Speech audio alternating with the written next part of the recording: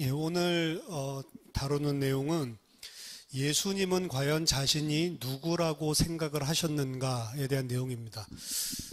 어떻게 보면 당연히 예수님은 하나님의 아들이라고 생각했고 그 자신이 메시아라고 알고 있었지, 그냥 이런 식으로 넘어갈 수 있는데 사실은 논란들이 있습니다. 복음서 자체에서 예수님이 나는 메시아다라고 이렇게 아예 딱 터놓고 직설적으로 말한 부분들이 거의 없어요. 그렇기 때문에 이제 많은 사람들이 이제 자유주의가 시작되고 그리고 사람들의 이성이 발전하기 시작하면서부터 예수님이 말하려고 했었던 그 진리, 그리고 예수님이 가르쳤던 진리와 그리고 나중에 교회, 특히 이제 그 교회의 창시자는 바울이다라고 이야기를 해서 바울이 만든 기독교가 이야기를 하는 예수와는 다르다. 이제 이런 사상들이 많이 있습니다. 이건 이미 기독교 초기에 있었던 그런 이단들에서도 그런 성향들이 나타납니다. 그래서 신약 성경에 있는 다른 성경들은 다 배제하고 그 중에 이제 마태복음, 마가복음, 누가복음 요 세 가지만 성경이다. 왜? 세 가지만 예수님의 가르침이 나와 있고 나머지 다른 곳에 있는 것들은 전부 다 사도들이 혹은 바울을 기본으로 했던 후대의 교회들이 만들어낸 그런 사상이다. 예수님은 한 번도 자기가 하나님과 동일한 분이라고 말한 적이 없다. 만약 그런 내용이 있다면 그 후대 교회들이 만들어낸 신격화시킨 사상을 새롭게 집어넣은 것이다.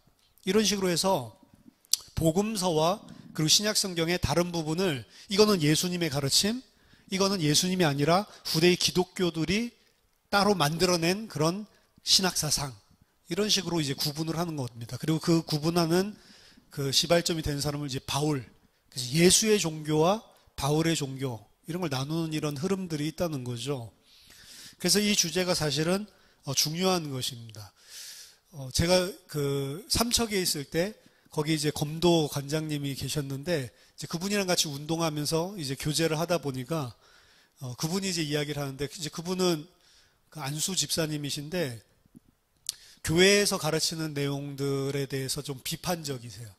근데 이분이 가지고 있는 사상이 이제 복음서 외에 다른 데서 이야기하고 있는 건 그건 바울 가르침이잖아요. 예수님이 가르친 거 아니잖아요. 이제 항상 이 구분을 가지고 이야기를 하더라고요.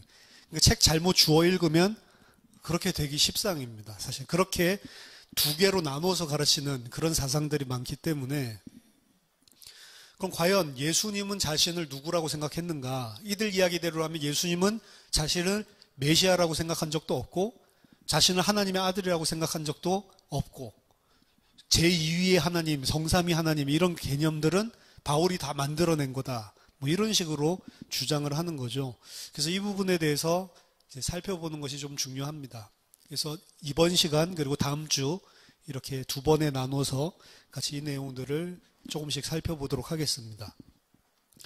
예수님이 누구인가라고 하는 질문은 예수님의 사역 초기로 돌아가 볼 수가 있습니다.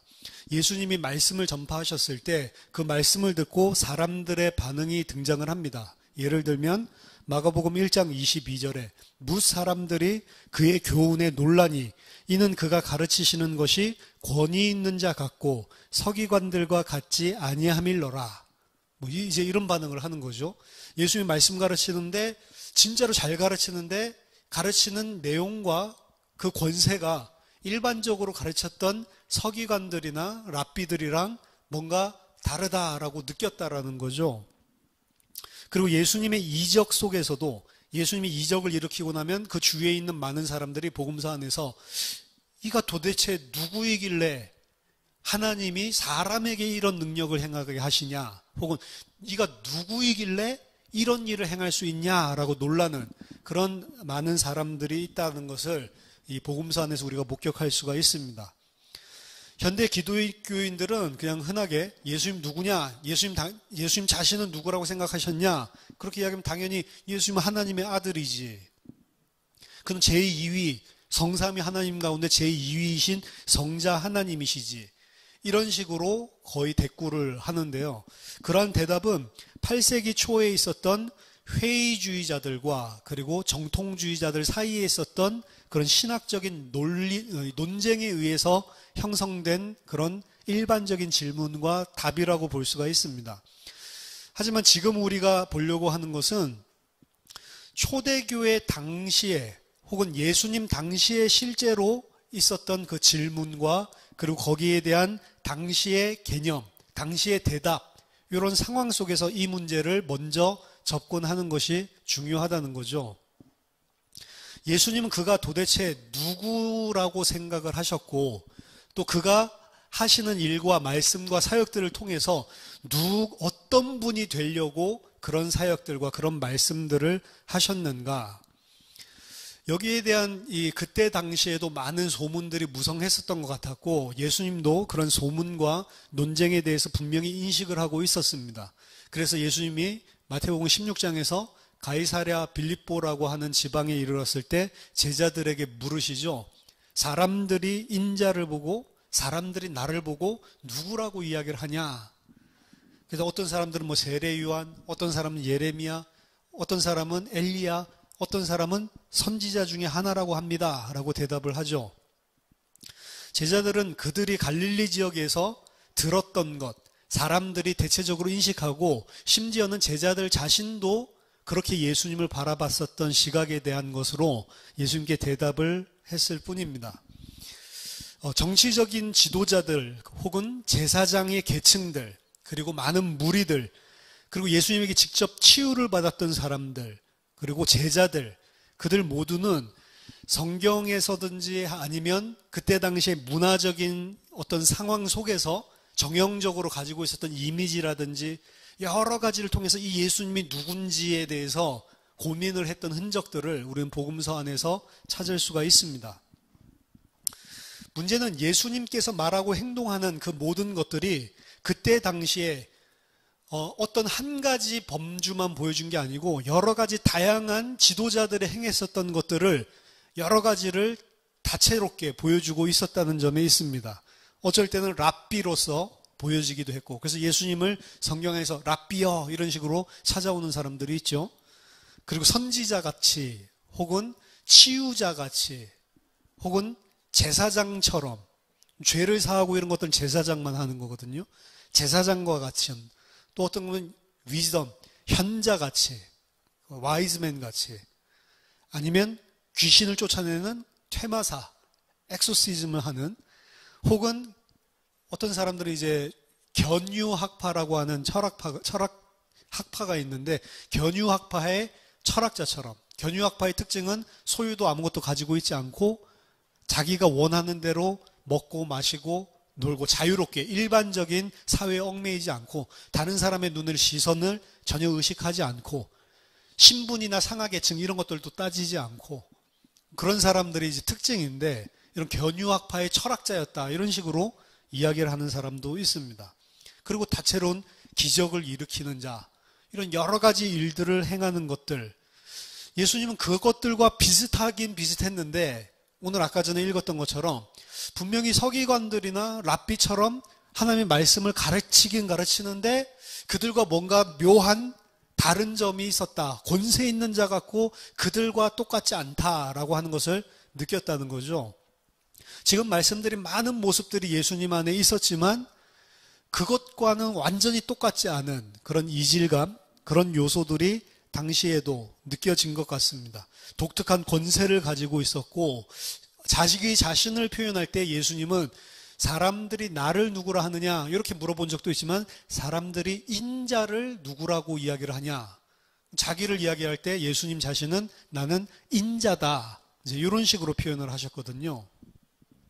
그래서 그 인자라고 하는 표현도 사실은 수수께끼 같은 그런 용어입니다. 그래서 그는 그의 사역을 묘사하기 위해서 다윗과 솔로몬 이야기를 떠올리게 하기도 했고요. 그리고 그 자신이 이스라엘 나라의 회복에 있어서 굉장히 특별한 위치에 서 있는 자처럼 그렇게 사역을 하셨습니다.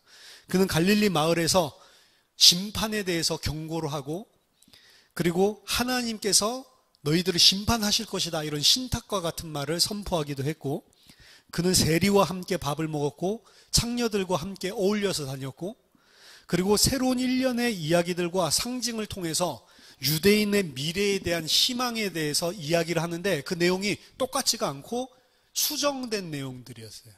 그때 당시에 사람들이 가지고 있었던 일반적인 것과 다른, 어쩔 때는 정면으로 반대되는 이야기들을, 비슷한 이야기를 하는데 완전히 포인트를 바꿔서 이야기를 하기도 했습니다. 따라서 예수님은 자기 자신의 신분을 십자가에서 처형당하는 그 시간까지도, 제자들에게까지도 사실은 수수께끼로 남아 있었습니다. 그 후에 예수님이 부활하시고 승천하신 후에도 초대교회는 이 예수님이 과연 누구라고 우리들이 이야기를 해야 되는가라는 부분들에 대해서 적절한 단어를 찾기 위해서 애를 쓴 흔적들이 있습니다. 그 후로 예수님의 인격과 성질에 대한 주제는 세계에서 스캔들로 남게 됐습니다. 따라서 우리는 이 질문을 피할 수가 없어요. 그건 1세기에 잠시 있었던 혼란이 아니고 사실은 현대까지도 계속해서 내려오고 있는 이야기입니다. 그래서 제가 이전에 증산도 이런 사람들 만나보면 예수님이 공생애에 사역하는 3년 말고 30년 동안 어디 있었냐 성경에서 이야기하지 않잖아요. 어디서 그런 지혜들을 다 배워왔냐 이런 이야기를 하면서 인도에 가서 배워왔다. 그래서 예수님이 십자가에서 돌아가실 때 엘리 엘리 라마 사박다니 이걸 우리는 아람어로 해서 이해를 하고 있지만 그게 엘리 엘리 라마 사박다니가 아니고 인도의 그 주문 엘리 엘리 라마 사박 수보다니 이런 거 이야기하면서, 그래서 예수님이 인도에 있는 그런 철학, 그런 사상들을 배워와서 가르쳤는데 제자들이 잘못 깨달았다. 이제 이런 식으로 이야기하는 사람들도 있었습니다. 그래서 제가 그거 아닌데요 하니까 더 공부해 보세요. 거기에 대해서 연구를 안 해서 당신이 몰라서 그래. 아예 저를 무시를 하던데, 어쨌든 이 예수님이 누군가라고 하는 것은 1세기에 예수님 처형당하실 때까지 뿐만 아니라 처형당하시고 나서 부활하고 승천하신 이후에도 명확하게 이걸 인지하게 된 거는 승천하신 후가 아니에요. 사실은 승천하시고 성령을 받게 되면서 제자들이 명확하게 인지하기 시작을 합니다. 사실은 그래서 승천하신 후에도 그래서 헷갈린 거죠. 부활하신 주님 앞에서도 헷갈려 했죠, 제자들이. 그럼 예수님은 공생애 동안 특별히 자기 자신에 대해서 누구라고 주장을 하셨는가, 그 부분에 대해서 살펴볼 필요가 있는 것입니다.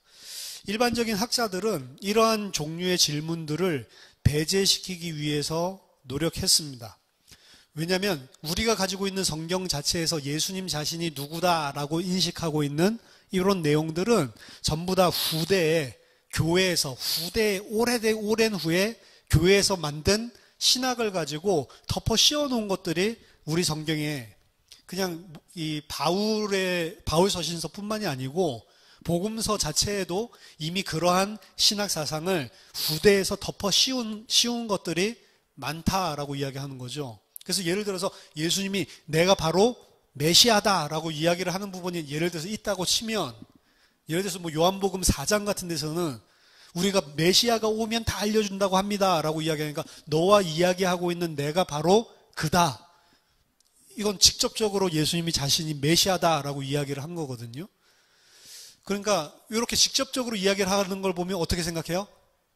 이거는 예수님이 그런 일을 실제로 있었던 일이 아닌데 요한복음에서 요한복음 제일 마지막에 쓰여진 복음서이기도 하고 나중에 사람들이 생각한 것들을 끼워 넣은 거다.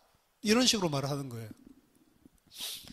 그래서 후대의 신학에 의해서 채색되어 있는 내용들이 너무나 많이 복음서 안에도 들어있기 때문에 이런 질문 자체를 하는 것은, 그리고 이런 답을 성경 안에서 찾아내려고 하는 것 자체는 무의미하다라고 주장을 합니다. 지금 우리가 가진 복음서에서 저자들은 이야기를 통해서 예수님의 다양한 신학적인 주장을 하고 있는데 그 예수님에 대해서 주장하고 있는 내용들 속에는 이미 예수를 구원자로 상정을 해놓고 주장을 하고 있거나 예수님을 이미 주님, 여기서 주님이라고 하는 건 우리가 생각하는 그냥 주인 정도가 아니고 여호와 하나님이랑 똑같은 의미거든요. 주라고 하는 부분을 이미 섬기고 있는 상태에서 그걸 쓴 흔적들, 반영시키고 있는 것이다. 따라서 예수님을 이 안에서 찾아내기가 너무 힘들다. 그래서 그런 질문 자체 하는 것들은 우리가 가진 자료를 비교해 볼 때 타당치가 않다. 아예 그냥 원천 봉쇄를 해버리려고 하는 거죠. 하지만 예수님의 말씀과 이야기, 행하신 일들을 통해서 예수님이 상정했던, 자기 자신이 생각했던 의도와 신분을 연구하는 것은 여전히 가능합니다. 예를 든다면 아무리 채색하려고 노력한다 하더라도 사실은 채색하려고 하면 더 멋지게 채색을 할 수 있는데, 사실은 복음서에서 이런 논란 나왔다는 것 자체가 채색을 덜 했다라는 소리죠. 만약 그들의 의견에 의하면. 근데 제가 만약에 채색을 하려고 하면 그걸 갖다가 의심의 여지가 없게끔 채색을 하겠어, 아예. 그렇죠? 근데 그러한 부분들이 아니란 말이죠. 일단 가지고 있는 복음서 자체가. 또한 그 안에 있는 예수님의 다채로운 것들이 그래서 역사적으로 분명히 의미를 가지고 뒤에서 임의대로 자기네들 멋대로 채색하거나 수정하지 않은 흔적들이 당연히 보이는데, 예를 들어서 오늘날에도 마찬가지입니다. 어떤 사람이 대낮에 선글라스 끼고 빵모자 쓰고 스키 마스크 쓰고 그리고 엽총을 가지고 커다란 가방을 옆에다 가지고 은행을 들어간다. 남자들 한 건장한 사람 한 대여섯 사람이 우르르 들어간다. 그 모습 보면서 나는 저 사람이 아니고 저 사람의 이야기 해본 적이 없고 저 사람의 과거나 저 사람의 배경을 모르기 때문에 저 사람들 뭐 하는지 도무지 모르겠다. 이런 사람은 없단 말이죠. 저놈들 도둑놈들이 지금 강도들이 은행 털러 가나 보다. 그건 당연히 생각할 수 있는. 그래서 그들이 지금 사회적으로 어떠한 신분을 가지고 어떠한 짓을 하려고 하는지 추정하는 것은 어려운 게 아니죠. 그와 똑같다는 겁니다. 예수님이 말씀하실 때 보여준 권위, 그리고 하나님 나라의 도래에 있어서 그 자신이 자신에게 부여하고 있는 역할, 그리고 성전과 같은 당시에 있었던 종교적인 기관들에 대한 예수님의 태도, 그리고 그가 행했던 많은 선지자적인 행동들, 이 모든 것들을 복음서들은 증거를 하고 있는데, 이 모든 것들을 종합을 해서 예수님 자기 자신이 내가 누구다 이런 식으로 직설적인 표현을 안 한다 하더라도 우리가 그 모습들 속에서 예수님 자신이 자기 자신을 어떻게 생각하고 있었는지에 대한 부분들을 추정하는 것은 가능한 일이다라는 것입니다. 다른 어떤 사람들은 완전히 반대로 예수님의 자신의 이해는 직접적으로 성경에 나타나 있다라고 주장을 합니다. 정반대되는 거죠. 어떤 사람들은 아예 볼 수 없다. 어떤 사람들은 예수님이 완전히 직설적으로 자기 자신이 누구다라고 표현을 해놨고 그것을 통해 알 수 있다라고 이야기하는 거죠. 즉 예수님은 신적인 하늘의 어떠한 것 이런 것들이 아니고 인간의 역할을 하고 있었다. 그래서 신적인 것들을 또 배제하는 식으로 나가는 거예요. 예수님은 하나님을 대신하여 말한 선지자다. 예수님을 하나님으로 주장하는 것은 나중에 교회에서 그렇게 한 것이고, 예수님께서 하나님 나라에 대해서 이야기를 했을 뿐이다. 하나님 자신은 아니다. 하지만 하나님과의 유일한 관계를 가진 자로서 사실은 말하고 있습니다. 예수님이 나는 하나님이다 라고 이렇게 직설적으로 말 안 했다 하더라도 그냥 일반적인 선지자로서 하나님의 나라를 이야기한 것이 아니고 그냥 일반적인 선지자보다 더한 어떠한 분으로서의 권세와 권위를 가지고 그 하나님의 나라에 대해서 하나님에 대해서 이야기를 할 때 자기만이 가지고 있는 유일한 하나님과의 어떤 독특한 관계를 가지고 있는 권위 있는 것처럼 사실은 예수님이 이야기를 하고 있거든요. 그래서 예수님이 이야기를 하고 있고 이렇게 하는 것은 물론 선지자, 그냥 사람으로서 이야기를 하는 걸로 몰아붙일 수 있겠지만 사실은 예수님이 하는 것을 세밀하게 살펴본다면 이 사람들이 이야기하는 대로 예수님 그냥 사람이다. 이렇게 이야기할 수 없는 흔적들도 또한 존재를 하고 있단 말이죠.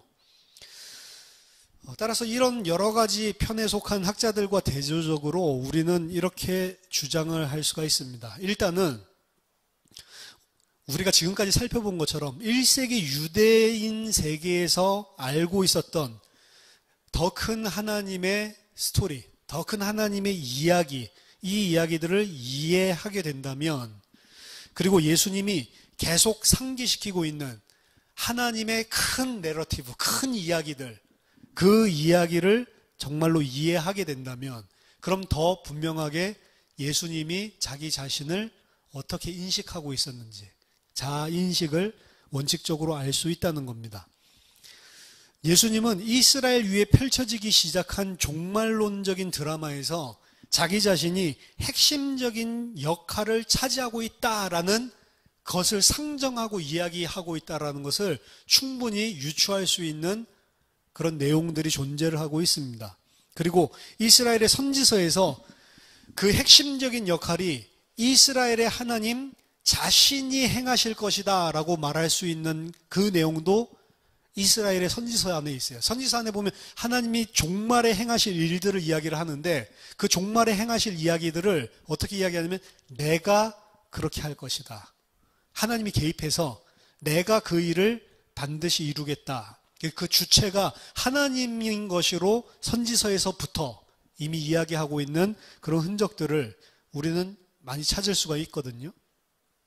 적어도 그의 목적과 약속을 이루기 위해서 그는 그의 백성에게 이 세상에 돌아오시겠다라는 약속을 지속적으로 하고 있습니다. 따라서 이 장에서는 우리가 예수님이 속했던 역사적인 상황 속에서 예수님 자신은 자신이 누구라고 생각을 했는지 이 부분에 대해서 하나하나씩 살펴볼 겁니다. 첫 번째는 지난 시간에 살펴봤는데 예수님은 자기 자신을 선지자로 상정을 하고 이야기를 했어요. 옛적에 있었던 구약 시대 때 있었던 많은 선지자들, 그들과 같은 역할을 하는 선지자의 계열 속에 한 선지자로 예수님 자신은 자기 자신을 인식을 했습니다. 지난 시간에 살펴봤지만 예수님을 이해하는 데 있어서 올바른 출발점 자체는 일단 그를 선지자로 보는 것입니다. 그건 다른 사람들이 봤기 때문이 아니고 예수님 자신도 자기 자신을 선지자로 인식을 했어요. 그걸 이제 지난번에 이제 9장에서 우리들이 살펴본 건데 여기서는 선지자의 범주가 굉장히 광범위하다는 것, 그리고 예수님 자신은 예수님 자신, 그리고 예수님을 따라다녔던, 그리고 예수님을 봤던 많은 사람들이 그 선지자라고 하는 단어를 예수님을 일컫는데 사용하기를 기뻐했습니다. 사람들뿐만 아니라 예수님 자신도요. 초대교회는 예수님에 대해서 많은 다른 종류의 주장들을 했기 때문에 선지자다라고 하는 게 초대교회에서 고안해낸 거다, 후대에서 만들어낸 거다, 이렇게 보기는 굉장히 어렵습니다. 사실 예수님이 자기 자신을 선지자로 인식했고 선지자로 자기 자신을 상정해놓고 사역을 했다라고 보는 거는 굉장히 역사적으로 이 튼튼한 어떤 백그라운드를 가지고 사실은 출발하는 것입니다. 예수님이 누구였고 예수님이 누구인지에 대한 질문은 그냥 그에게 부여된 타이틀을 나열하는 게 아닙니다. 그는 메시아다, 인자다, 하나님의 아들이다, 랍비다, 그는 주다, 뭐 이런 것들 타이틀을 말한다고 해서 예수님 자신이 누구냐 여기에 대해서 정확한 대답을 하는 게 아니라는 거죠. 자, 예수님의 생애는 하나님의 나라를 선포하는 것이었고, 그리고 심판을 경고하고, 그리고 여러 가지 비유로 말씀을 하셨고, 병자들을 치유하셨고, 죄인들과 식사를 했고, 그리고 부에 대해서, 세상의 권력에 대한 유혹에 대해서 예수님은 가르쳤고 경고하셨고, 그리고 기도를 어떻게 하라고 예수님 자신이 생각하는 기도의 내용, 방식, 이런 부분들을 가르치셨죠. 성전에 대해서도 비판을 했고, 성전에 대해서 어떻게 예수님이 생각했는지 특징적으로 나타나고 있습니다. 그럼 제가 이야기한 이 모든 부분들은 사실은 한 가지 주제에 전부 다 포커스를 맞추고 있는 거예요. 많은 일들 했죠, 지금. 좀 전에 제가 이야기한 많은 이런 일들을 했는데 그 모든 일들은 하나님의 나라라고 하는 프로그램에 전부 다 포함되어 있는 이야기들입니다.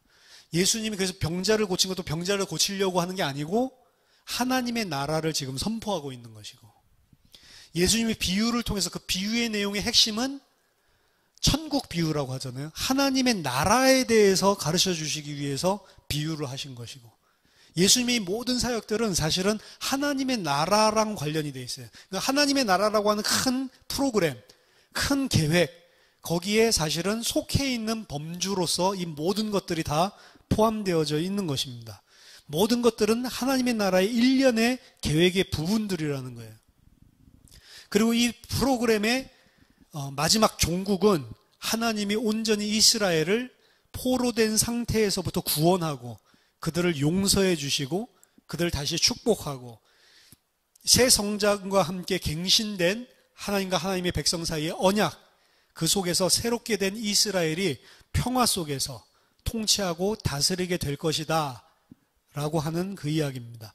그리고 이스라엘은 이 성스러운 약속, 이 거룩한 약속을 그들의 소망으로 전통적으로 삼고, 그리고 그것이 이루어질 것이다 라는 것을 기대를 두고 있고, 그게 이제 하나님 나라에 대한 그때 당시 일반적인 개념이었다는 거죠. 그리고 예수님 또한 그 부분에 대해서 사실은 설명을 해주는 거예요. 물론 그 안에는 예수님이 교정해 주시는 내용들이 상당히 많이 있는 거죠. 잘못 오해되어진 하나님의 나라. 예수님을 단순히 하나님에 대해서, 하나님의 나라에 대해서 말하고 있고 틀린 생각들을, 개념들을 고쳐주는 선지자다 이렇게 생각하는 것은 또 잘못된 것입니다. 왜냐하면 예수님 단순하게 그거를 선포하고 가르치고 이해시키는 것뿐만이 아니고 예수님의 이 하나님의 나라에 대한 메시지는 놀랍게도 자기 자신에 대한 것이었어요. 하나님의 나라에 대해서 이야기는 하는 건 맞는데 그 하나님 나라가 누구랑 딱 밀접하게 붙어있는 이야기냐면 자기 자신. 제가 아우토 바실레이아 이야기를 많이 했죠. 그 자신이 하나님의 나라다라는 개념입니다. 아우토 바실레이아의 소리는 어떠한 사람이 하나님의 나라에서 어떤 자리를 차지하느냐, 요건 어디에 따라서 결정이 된다고 예수님이 이야기하면 예수님 자신을 받아들이느냐 거부하느냐, 거기에 따라서 흑백과 같이 나뉜다라고 이야기를 합니다. 예수님은 그의 12제자들과 함께 하나님의 나라의 보좌에 앉아서 재구성된 이스라엘을 심판하실 것이다 라고 말씀하셨습니다. 그 사람들은 회복된 이스라엘의 복을 함께 누리기 위해서는 어떻게 해야 된다고 이야기했냐면 자기의 가족들을 버리고, 그리고 자기들이 가지고 있었던 야망, 자기가 가지고 있었던 모든 부, 재산, 모든 것들을 다 버리고 예수를 쫓아야 된다라고 이야기를 했고, 심지어 그 일을 위해서는 자기 자신의 십자가를 지고 나를 따라와야 된다라고 이야기를 했습니다. 예수님은 이 자신을 도래할 하나님의 나라, 혹은 이미 자기 자신으로 말미암아 도래한 하나님 나라의 가장 핵심적인 키 인물로 자기 자신을 보고 있었어요. 자기 자신을 받아들이고 따라들이는가가 아니냐, 받아들이느냐, 이게 하나님 나라의 굉장히 중요한 요소다라고 인식을 한. 선지자들은 보통 하나님의 말씀만 그냥 전달했잖아요. 내 자신이 하나님 나라의 중요한 핵심이고 키다 이렇게 본 선지자는 구약에 없었습니다. 그런데 예수님은 자기 자신을 그 위치에 앉혀놓은, 그러니까 선지자는 선지자인데 좀 다르죠, 이 부분에서. 그래서 마태복음 12장에서도 보면 그러나 내가 하나님의 성령을 힘입어 귀신을 쫓아내는 것이면 하나님의 나라가 이미 너희에게 임하였느니라 라고 예수님 말씀하십니다. 따라서 예수님은 단지 하나님의 나라가 자신과 다른 어떠한 것, 어떠한 도래할 나라, 그것이 올 것이다 이런 식으로 선포를 한 것이 아니고 자기 자신이 하나님 나라의 막을 열고 자기 자신의 사역 속에서 하나님의 나라가 이 땅에 이루어지고 있고 자기 자신을 통해서 그 모든 것이 완성된다는 중심적인 하나님 나라의 도래의 역할을 맡고 있다라는 것을 분명히 자기 자신이 자의식으로 생각했다라고 우리가 확정할 수가 있습니다. 예수님은 공적인 선지자의 모습을 지니셨고 그것을 토대로 우리는 그의 사역의 상당 부분을 이해할 수가 있습니다. 예수님이 하신 말씀들, 행동들, 그가 자신의 행하시는 모든 일을 이스라엘 역사 속에 운명적인 클라이맥스를 가져다 줄 것으로 예수님은 이야기를 하셨고 그렇게 분명히 보고 있음을 우리가 복음서를 통해 알 수가 있습니다. 따라서 이스라엘을 경고하고 모으고 회복시키기 위해 보내진 예수님은 선지자가 아니고 구약에서 말하는 그 선지자, 그렇게 이야기했어요. 선지자와 그 선지자는 다른 것입니다. 모세가 앞으로 그 선지자를 보낼 것이다. 예수님 바로 그 선지자라고 하는 거죠. 마지막 하나님이 보내신 특사였고 하나님이 사랑하시는 아들이었고 성전보다 더 큰 이가 여기 있느니라. 성전보다 더 큰 이였고 그리고 하나님이 입증해 주신 새 다윗. 요세푸스의 기록에 보면 많은 선지자들 이야기가 나오는데 예수님 외에는 그 어떤 선지자도 자기 자신을 이러한 용어로 설명한 사람은 없어요. 나는 성전보다 더 큰 이고 나는 새 다윗이고, 이 자기 자신을 갖다가 완전히 클라이맥스 절정 하나님 나라의 키 인물로 소개한 선지자는 단 한 명도 없었다는 거죠. 예수님만이 유일하게 하나님이 계획 속에서 그 목적을 이룰 수 있는 자기 자신의 사역, 자기 자신을 통해서 이루어질 사역, 이거는 그 모든 다른 선지자들과 구별된 선지자로서 자기 자신을 인식하고 있었음을 보여주는 겁니다. 같은 방식으로 예수님은 세례 요한을 보면서도 세례 요한은 모든 선지자들보다 더 나은 자다라고 이야기를 했어요. 또한 그가 말하고 행동한 것은 하나님의 도래할 나라의 절정적인 그 이야기 속에서 자신이 맡은 더 드라마틱하고 세상을 바꾸는 역할을 할 것을 인지하고 가르치고 계셨습니다. 따라서 이와 같이 예수님은 독특한 자기 자신을 가르치는 그런 선지자의 개념을 가지고 있었고, 또 한 가지 명칭을 가지고 있었어요. 그 명칭은 이제 인자, Son of Man, 사람의 아들, 이런 소리죠. 인자라고 하는 명칭이었습니다. 그 인자가 의미하는 것이 무엇이냐? 그러니까 이제 선지자로서, 근데 선지자가 아니고 그 선지자로서 예수님이 인식하셨다. 이 부분을 첫 번째로 말씀드린 거면, 두 번째는 인자라고 하는 단어를 통해서 예수님이 자기 자신을 어떻게 생각하고 있었는지. 그러니까 지금 이제 이 말씀드린 거는 예수님 단순하게 난 그리스도야 이게 아니라는 이야기입니다. 예수님 그렇게 사역하신 적이 없어요. 그걸 제자들에게 이야기한 적이 없고, 제자들이 만약 그 이야기를 하면 예수님은 쉿, 말하지 마. 절대로 이 이야기를 하지 마. 복음서에 보면 그렇게 되어 있거든요. 그게 이제 메시아닉 시크릿이라고 하는데, 메시아적인 비밀. 그건 누가 만드는 거냐면 자유주의자가 만들어낸다. 브레데라고 하는 사람이 예수님 살아있을 동안에 제자들이 당신 메시아입니다, 이걸 눈치챈 그런 장면이 나오면, 혹은 예수님 자신을 메시아로 인식하는 이런 사람이 등장을 하면 예수님은 그렇다 아니다 이런 말은 하지 않지만 뭐라고 항상 말하냐면 아무에게도 말하지 마. 이 이야기를 하는 게 항상 등장하거든요. 그래서 그게 메시아의 비밀인데, 브레데가 그거 보면서 아, 이거 거짓말이구나 이렇게 깨달은 겁니다. 예수님은 그거 비밀로 하라고 한 적이 없고 아예 그런 사건 자체가 없었다는 거죠. 예수님 그래서 자기 자신을 메시아로 본 적이 한 번도 없다라고 주장하는 거예요. 근데 제자들이 아니야, 우리 살았을 때 이런 일이 있었는데 그때 예수님이 밖에 나가서 함부로 떠들고 말하지 말라고 해서 우리가 안 말했을 뿐이야 라고 복음서에서 이야기해 놓죠. 그걸 거짓말. 예수님 한 번도 자기가 메시아라고 암시한 적조차 없는데 제자들이 메시아로 만들기 위해서 거짓말 써놓은 거야, 저 복음서에다. 이게 이제 브레드의 머리에서 나온 거거든요. 근데 이제 예수님이 왜 비밀로 했냐, 이제 이 부분은 사실 이야기할 게 많지만 오늘 뭐 이야기할 내용은 그 내용이 아니기 때문에, 사실 제자들이 생각한 그 메시아가 아니기 때문에 말하지 말라는 거예요. 앞뒤 이야기들을 보면 마태복음 16장에서 처음에 베드로가 직접적으로 말하죠. 당신은 그리스도입니다 라고 이야기를 하죠. 주는 그리스도시요 살아계신 하나님의 아들이십니다. 그때 예수님이 말하지 마. 이때 이제 메시아닉 시크릿이 처음 나오는 거거든요. 근데 그 왜 말하지 말라고 했냐, 나중을 보면 베드로가 이해하고 있는 메시아랑 예수님이 가르치는 메시아는 다른 메시아예요. 그렇죠? 근데 베드로가 지금 나가서 야, 이분이 진짜 메시아가 맞다라고 이야기를 하기 시작하면 어떤 메시아라고 이야기해요? 로마를 전복시키고 하나님의 나라를 가져와서 이스라엘을 이제 다시 민족적인 이스라엘을 회복할 그 메시아, 이렇게 생각하고 그렇게 전파하고 다니겠죠. 그러니까 그거 하지 말라는 거예요. 왜? 그건 하나님을 대적하는 일이기 때문에.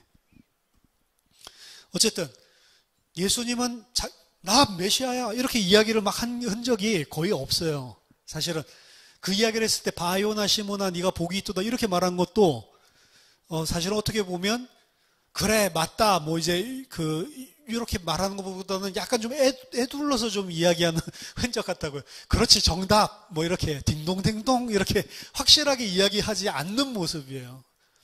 요한복음에서도 메시아가 오면 가르쳐 준다고 했는데요. 너와 지금 이야기하고 있는 내가 그로라. 그냥 좀 그렇게 표현하지 말고 내가 바로 그 메시아야. 이렇게 이야기를 하면 단도직입적으로 되겠는데 이것도 약간 좀 애둘러서 표현하는 것 같고. 그렇죠? 그러니까 예수님은 직접적으로 그런 가르침을 한 적도 없고 그런 의도도 없었다라고 자유주의자들이 이야기를 한단 말이죠. 무슨 예수님 사람이지 하나님이야. 이런 생각 가지고 있는 사람들이. 그럼 예수님은 자기 자신을 뭐라고 봤냐? 일단 선지자로 보는 거. 그걸 우리가 살펴본 거. 근데 선지자인데 그냥 예수님은 자기를 선지자로 본 게 아니고 그 선지자로 예수님은 자기 자신을 인식을 하고 있었다. 이거는 바꿀 수 없는 거예요. 예수님의 사역을 통해서 모든 것들은 다 내가 바로 그 하나님의 나라의 가장 키 역할을 하고 그것이 도래하고 나를 통해서 그것이 중추적으로 이루어지는 그 선지자다. 이걸 예수님의 사역들은 분명하게 이야기를 해주고 있는 거라고요. 그렇죠? 그리고 두 번째는 인자라고 하는 거예요. 그리고 세 번째는 다음 주에 메시아. 이제 인자라고 하는 단어, Son of Man. 인자라고 하는 건 뭐냐? 사람의 아들.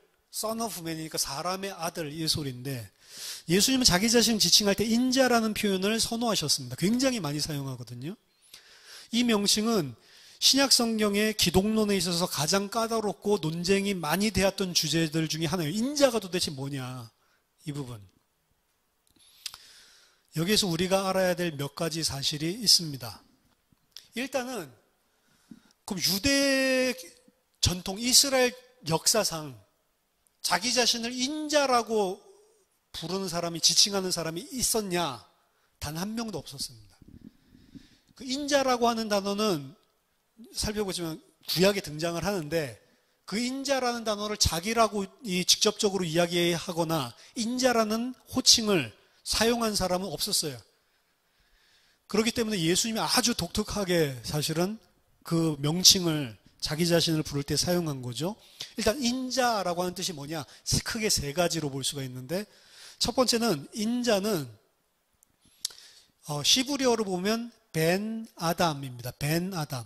벤이 그 son, 아들이라는 소리고 아담은 사람이라는 소리죠. 벤 아담. 근데 히브리어에서 벤 아담은 사람의 아들, 그냥 직설법으로 우리가 해석하면 사람의 아들인데 히브리어에서 벤 아담은 사람의 아들이라는 뜻이 아니에요.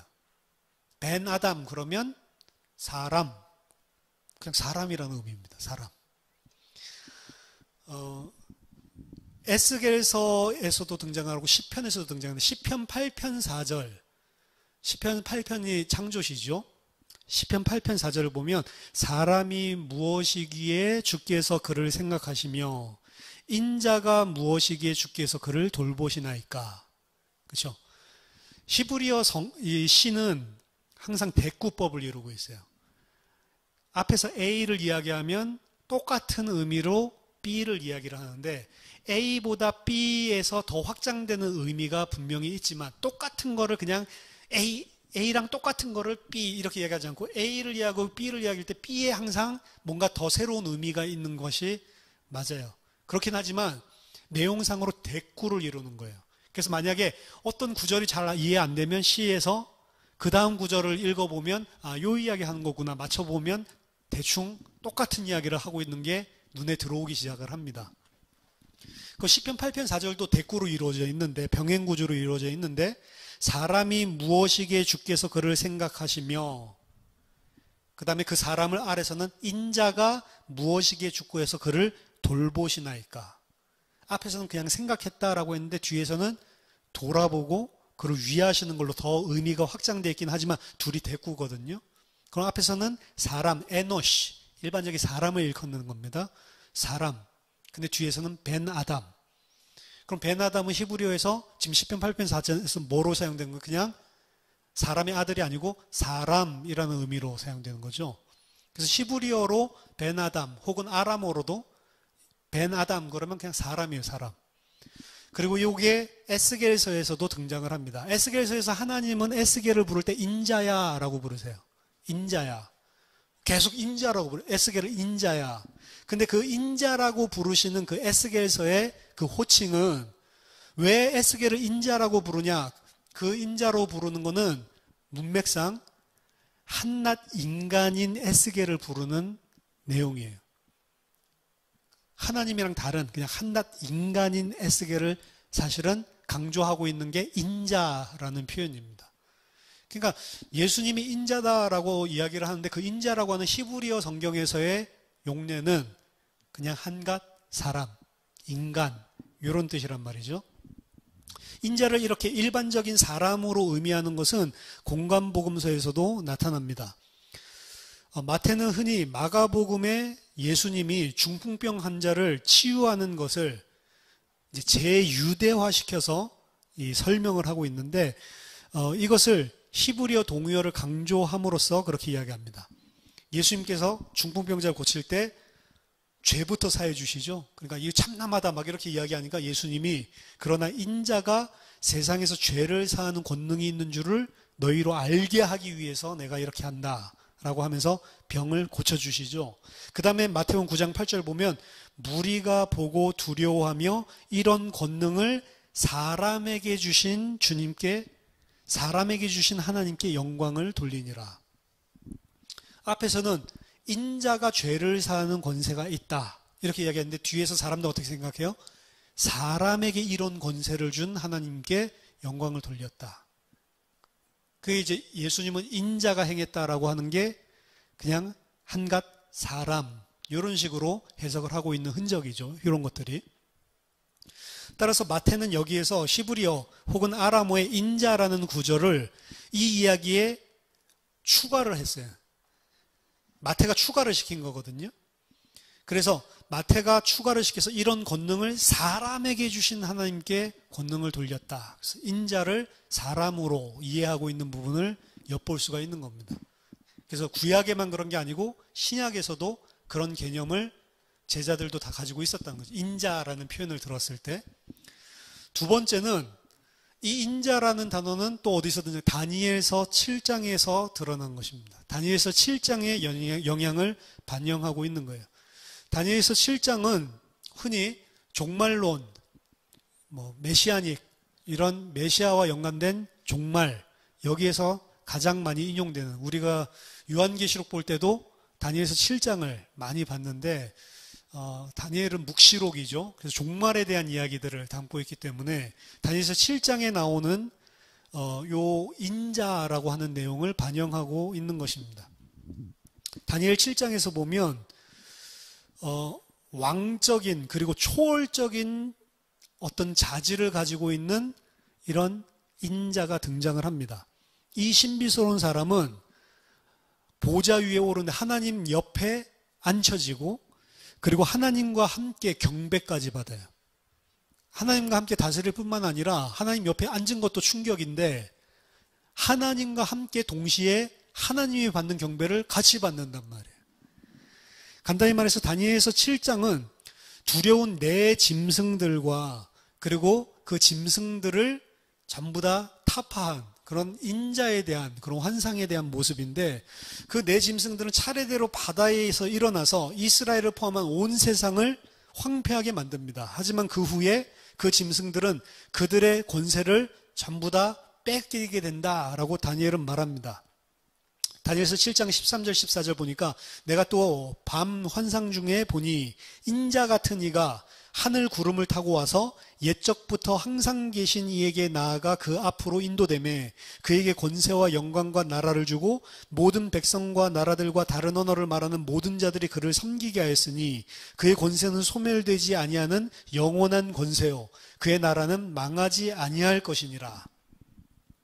자, 원래 다니엘서 이 원본 이 문맥 속에서 그 네 짐승들은 바벨론, 메데, 페르시아 그리고 그리스 이 연속적인 네 개의 왕국을 상징화하는 것으로 보입니다. 물론 그 후의 세대들은 그리스를 빼고 네 번째 짐승을 로마다라고 재해석을 하고 있었어요. 예수님 당시에. 예수님 오시기 전부터. 왜냐, 로마가 너무 괴롭히니까. 로마의 속국이니까. 인자 같은 이가 하나님의 나라를 위한 다양한 이제 상징적인 의미를 가지게 되는데, 그가 이제 이 왕국들을 깨트리고 하나님의 영광을 온전히 회복하는, 그리고 영원히 통치하고 다스리는 역할을 하는 거죠. 그래서 하나님의 왕, 하나님의 백성, 모든 동물들을 다스리는 권세, 이게 인자에게 주어진다라고 이야기를 합니다. 그래서 하나님 보좌 우편에 앉고 모든 만국이, 이스라엘뿐만이 아니고 모든 하나님의 백성, 그리고 모든 나라, 모든 방언들, 이 사람들이 전부 다 그 앞에 영원히 다스림을 받게 되는 이런 장면을 다니엘서 7장에서 그려주고 있는 겁니다. 이 모든 백성들, 그리고 이방인들까지 다 다스리는 이런 모습은, 그런 왕적인 권세를 받았다고 하는 것은 창세기 2장의 인간의 모습을 반영하고 있는 것입니다. 그래서 인자라는 표현을 쓰는 거예요. 창세기 2장의 인간, 그렇죠? 창세기 2장의 인간은 하나님 형상을 가진 자로, 하나님의 대리 통치권자로 모든 것을 다 다스리죠. 그가 다스리는 건 하나님의 지은 모든 피조 세계고, 그것을 특별히 동물들, 이건 이스라엘 사람들에게 있는 동물들은, 짐승들은 이방인들을 의미하는 거거든요. 그걸 통치하고 있는 그런 모습들, 이런 하나님의 통치가 지금 인자와 같은 일을 통해서 일어날 것을 지금 다니엘서 7장에서 이야기하고 있는 거죠. 그래서 하나님이 통치를 하시는데, 하나님이 누구를 통해서 통치를 하냐? 아담을 통해서 통치했던 것처럼 다니엘서 7장에서 이야기하고 있는 것은 하나님이 통치를 하시는데 누구를 통해서 하냐? 이 인자를 통해서 통치할 것이다. 이런 밀접한 관계를 가지고 있는 것입니다. 그리고 그분은 왕이다라고 불려지고 왕권은 영원할 것이다라고 이야기를 하고 있는 거예요.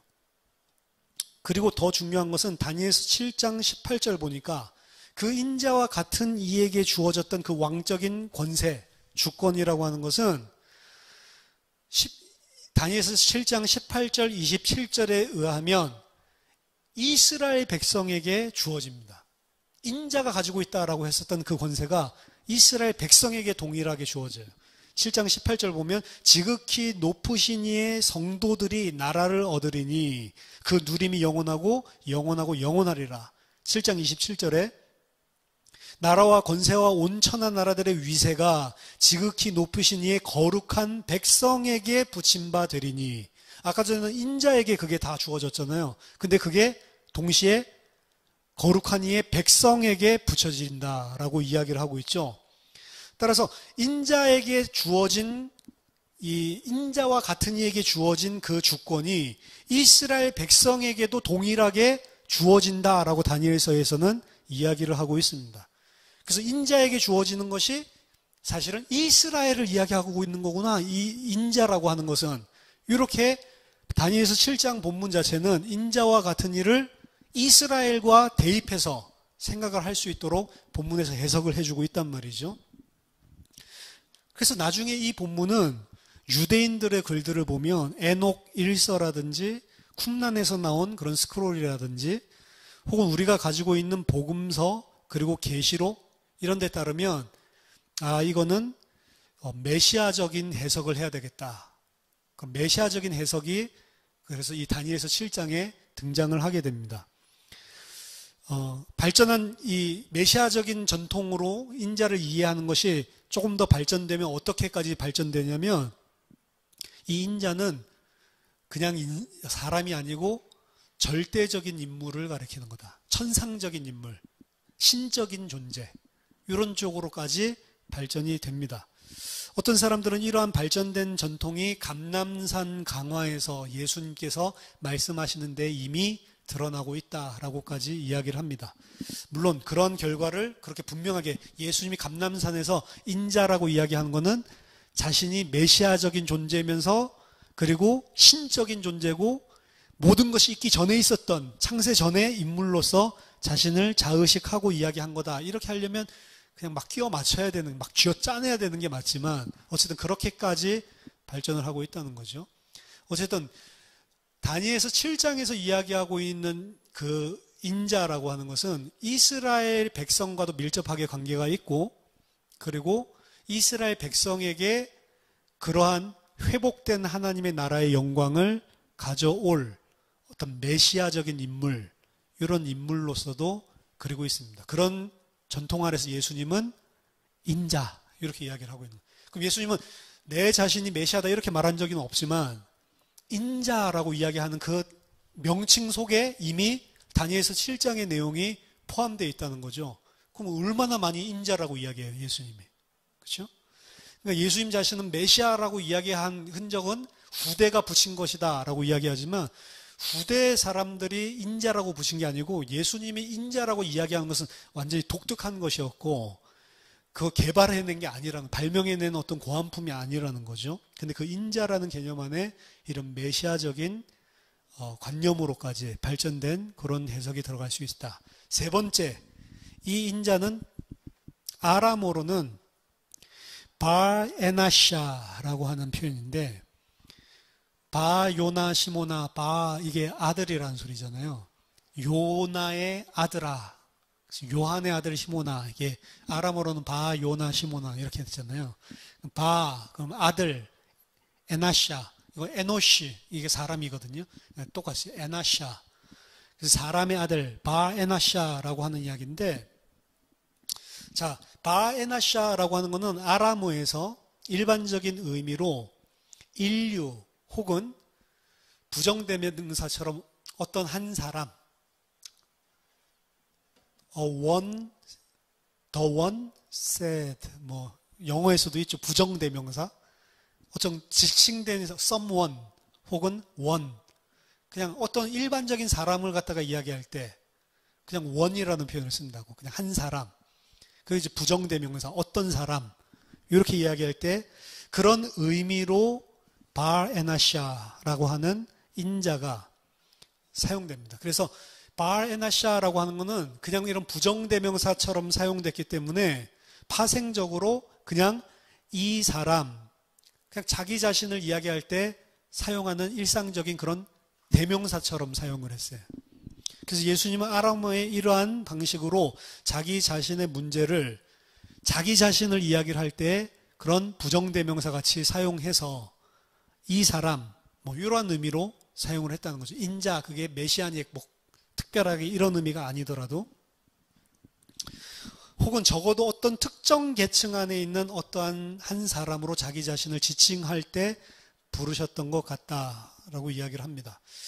그래서 예수께서 이르시되 여우도 굴이 있고 공중에 새도 집이 있으되 인자는 머리 둘 곳이 없도다, 뭐 이런 거라든지, 세례 요한이 와서 떡도 먹지 아니하며 포도주도 마시지 아니하며 너희 말이 귀신이 들렸다 하더니 인자는 와서 먹고 마시며 너희 말이 보라 먹기를 탐하고 포도주를 즐기는 사람이요 세리와 죄인의 친구로다. 이런 두 구절 속에서 예수님께서 인자를 사용하는 것은 그냥 단순하게 자기 자신을 일컫는 그런 인칭 대명사 같이 그렇게 사용했다라고 하는 건 아람어의 용례랑 맞아떨어지는 거죠. 따라서 세 가지 의미라고 하는 것은 일단은 그냥 일반적인 인간, 그리고 다니엘서 7장에서의 메시아적인 인물, 하나님 앞에서 입증을 받고 그리고 높은 승기의 자리에 올라가는 그 메시아적인 인물, 신적인 인물이라는 의미로까지 발전되는 그런 인물, 그리고 세 번째 아람어로서는 그냥 자기 자신을 일컬을 때, 삼자적으로 일컬을 때 이야기하는 그런 인칭대명사, 이런 식으로 이해를 할 수가 있습니다. 예수님은 아마도 인칭대명사, 나, 어떠한 사람, 이런 의미로 사용했을 가능성이 큽니다. 이것은 복음서에 등장하는 여러 번의 용례를 통해서 잘 맞아떨어지고, 하지만 이런 용례가 전부 다 단일화할 필요는 없습니다. 왜냐, 그런 용례가 아니라 다니엘서 7장의 의미를 품는 이런 맥락도 존재를 하기 때문에 그렇죠. 예수님은 단순하게 자기 자신을 위에 사용했다 하더라도 인자라고 하면은 아까 다니엘서 7장에 대한 이런 전통들이 발전되어 왔기 때문에 그걸 듣는 사람은 항상 그거랑 오버랩돼서 듣는 거예요. 이 사실 이중적인 의미를 가지는 거죠. 단순하게 인자라고 이야기한 것은 그냥 인칭대명사로 자기 자신을 삼자화시켜서 이야기하는 그런 용례로 사용을 하지만 그걸 듣는 청자의 입장에서는 다니엘서 7장이 사뭇사뭇 떠오르는 거죠. 그래서 예수님 또한 그 당시 사람들이 당연히 그렇게 사뭇사뭇 떠오르는 그 내용을 인지하지 않고 사용했을 리는 없다라고 하는 것입니다. 그럼 무슨 소리죠? 예수님은 자신을 그 종말에 있을 메시아적인 인물로 자인식을 하고 있었다라고 보는 게 합당하단 말입니다. 왜? 예수님 당시 그 단어를 다 그렇게 보고 있으니까. 근데 예수님 자신을 그렇게 표현을 하고 계시니까. 따라서 우리는 반드시 인자의 오음에 대한 많은 말씀들을 다니엘서 7장에 비추어서 해석하는 것이 옳습니다. 먼저 우리는 다니엘서 7장에 대한 이야기가 우리가 지금 현대에서 생각하는 우주적인 종말에 대한 이야기는 아니었다. 1세기 당시 사람들에게는. 그것은 먼저 우리가 좀 수정을 해야 되기는 합니다. 우리는 계속 1세기 다 상황 속에서 어떻게 그런 표현을 했고 그렇게 이해했냐, 이걸 지금 공부하는 거니까요. 또한 초기 기독교인들조차도 그 인자라는 단어가 지금은 우리는 계시록을 통해서 그냥 이거는 인자가 재림하실 그 그리스도, 완전히 이렇게 확실한 그림을 가지고 있지만 초기 기독교 막 성경이 쓰여지고 이때만 하더라도 그런 이거는 재림하실 그리스도를 다 내포하고 있는 그런 표현이야, 이런 식으로 받아들이지는 않았다는 거죠. 예수님이 재림하는 주다, 이런 부분들은 다른 것에 예수님의 말씀에 근거해서 세워진 신학적인 내용이지 인자라는 단어에서 유출된 것은 아닙니다. 다니엘서 7장을 문맥 속에서 읽으면 인자와 같은 자는 지극히 높으신 이의 성도들을 가리키고 함께 동일화하고 있는 것으로 본문은 이야기를 하고 있고요. 그리고 묵시적인 이미지에 의해서 그는 참 인간으로서의 지위, 짐승 위에 높임을 받을 자, 창세기 2장의 온전한 회복, 그런 자로 표현을 하고 있습니다. 따라서 인자는 다니엘의 환상 속에서 교만한 뿔, 하나님을 대적하여 교만한 마지막 황제의 대척점에 있는 자를 가리키는 것이고, 인자와 같은 이는 하나님의 왕권과 통치를 실현하는 자라고 볼 수가 있습니다. 그리고 그 이교도들과 그 이방 백성들 위에 하나님께서 그가 옳다, 그가 지금 섬기는 하나님이 맞다라는 것을 하나님이 입증해서 그를 보좌 우편에 앉혀서 그로 하여금 다스리게 하는 자입니다. 따라서 다니엘서 7장의 이런 극적인 언어는, 이미지는 그 자신 안에 이스라엘의 성경적 그리고 선지자적인 유산을 창조적으로 사용해서 자신들이 가지고 있는 구체적인 사회적, 정치적 그런 종교적인 주제와 기관들을 일컫고 있는 것이다 라고 볼 수가 있습니다. 그래서 다니엘서 7장을 읽을 때 그 인자는 제자들과 유대인들 1세기의 그 사람들에게 있어서는 어떻게 읽혀졌냐면, 네 번째 괴물은 로마고 그 로마의 압제로부터 해방시킴으로 하나님의 백성을 신원해주고 그거 할 지도자 정도로 생각을 한 거죠. 그래서 그들이 다니엘서 7장을 보면서 이 메시아닉 피겨라는 그 인상을 받을 때에도 아까 선지자라고 하는 거랑 같은 개념, 지난 9장에서 살펴본 것처럼 같은 개념으로 군사적인, 정치적인 인자, 이렇게 생각했을 가능성이 크다는 겁니다. 근데 예수님 실제로 그 정치적인 그런 군사적인 인자가 아닌데 그렇게 생각을 한 거예요, 사실은. 그래서 인자라고 하는 내용이 어쨌든 오리지널 세팅 안에서 그런 메시아적인 의미, 메시아적인 그 식으로 이해되어 왔다, 그리고 발전 확장되었다라고 하는 것은 상당히 중요하다는 것입니다. 그래서 다니엘서 7장은 우리는 이제 오늘날에는 예수님의 재림과 최종적인 하나님 나라의 완성, 그것을 할 때 다니엘서 7장을 많이 우리가 당연히 쓰지만 1세기 사람들은 그거 그렇게 안 썼어요. 그래서 누가 제일 많이 이 다니엘서 7장을 들먹였냐면 예수님 당시뿐만 아니고 예수님 이후에도 혹은 이전에도 일어났었던 로마에 대항하는 레지스탕스들 있죠. 그 혁명자들, 혁명 주도자들, 그 사람들이 제일 많이 쓴 게 다니엘서 7장이에요. 내가 다니엘서 7장의 그 인자. 그래서 이 왕권을 회복할 그 모든 나라들을 내 발 아래 다 무릎 꿇게 만들. 지금 보시면 그 네 번째 괴물 로마를 다 무너뜨릴 그런 인자. 그런 개념으로 다니엘서 7장을 보면서 이 시간표가 왔다. 이런 식으로 1세기 때는 많이 사용을 했었습니다. 아무튼 간에 다음 주에 살펴볼 내용이 메시아에 대한 인식이라고 했죠. 이런 인자에서부터 사실은 확장이 돼서 메시아에 대한 예수님의 자의식, 이 부분으로 나아갈 수 있는 이제 시발점이 된다라고 볼 수가 있습니다. 그래서 예수님이 그냥 인자라고 사용하시는 것은 상당한 의미를 어떻게 보면 가지고 있는 거예요. 단순하게 인간이기도 하지만 그 인간은 그냥 인간이 아니고 창세기 2장을 온전하게 회복할 인간. 종말론적으로 본다면 하나님의 나라를 완성하기 위한 인간. 그런 인간으로서의 명칭이 인자라고 하는 명칭이라는 거죠. 그리고 그게 더 발전되면 나중에는 그냥 인자가 그냥 인간이 아니고 그냥 인물이 아니고 모든 창조 이전의 프레익지스턴 이미 존재했었던 신적인 존재라고까지 의미가 확장이 된단 말이에요. 그런 개념들 속에서 예수님이 그 인자를 활용했다.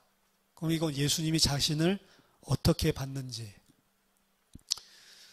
예수님 자신은 사복음서에서 자신을 하나님으로 본 적이 없다. 자신을 메시아로 본 적이 없다. 근데 거기에 대해서 반증할 수 있는 타이틀 자체가 인자예요. 근데 인자라는 것은 타이틀이라기보다는 호칭이라기보다는 무슨 일을 하는 사람을 인자라고 하는지 사실 그게 더 중요한데 그게 다니엘서 7장의 종말론적인 일을 행하는 자를 인자라고 구약 성경에서 부르고 있는 거죠.